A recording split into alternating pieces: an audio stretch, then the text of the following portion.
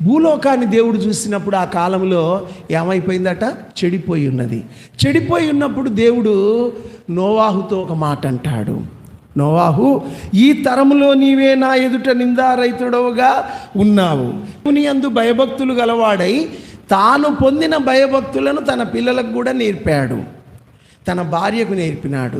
8 మంది గైడ్ చేసిన వాడు ఎవరు? అక్కడు గైడ్ చేస్తూ వాళ్ళను దేవుని క్రమశిక్షణలో ఉంచాడు. కాబట్టి వాళ్ళు ఏం చేసినారు అని అంటే దేవుడి పని చేసినారు. దేవుడి పని ఏంది? 120 సంవత్సరాలు ఇచ్చినాడు వాళ్లకు. ఈ 120 సంవత్సరాలేమో లోకస్తులు ఏం చేస్తున్నారు?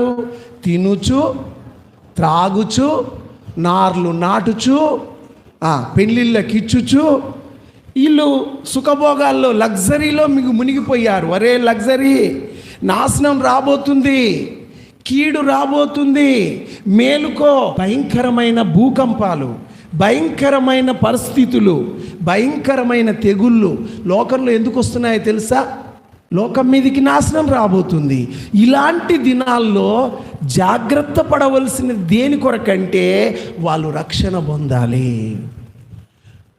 బాబు, నువ్వు రక్షణ పొందాలి, ప్రభువు మీద నమ్మకం ఉంచాలి. నువ్వు ఎక్కడ ఉన్నా నువ్వు విశ్వాసం కలిగిన వాడవై దేవునిలో ఉండాలి. అది ముఖ్యం. అది చేశాడు. దాన్ని బట్టి లోకమంతనేమో విందు విలాసాల్లో ఉంటే వారు దేవుని పని చేస్తూ వస్తున్నారు, దేవుని కొరకు పని చేస్తూ ఉన్నారు. నీ కుటుంబం దేవుని కొరకు రక్షణ ఓడగట్టుకుంటున్నావా? రక్షణ ఓడగట్టుకుంటే నీ కుటుంబం దేవునిలో నిలబడుతుంది. రక్షణ లేకుండా నువ్వు ఎన్ని ప్రాముఖ్యతలు లోకాన నువ్వు ఇచ్చినా కూడా అవేవి నిలవవు. నిలిచేది రక్షణ. ప్రభువు శిలువలో కార్చిన రక్తాన్ని బట్టి రక్షణ నోవాహు కుటుంబానికి ప్రాకారమైంది.